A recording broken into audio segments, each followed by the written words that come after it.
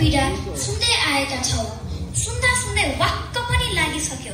अनि हाम्रो पीडा चाहिँ कसले सुनिदिने? त्यसैले आज हामीले हाम्रो पीडाहरू तपाईहरू सामु पस्कनु लागेका छौँ।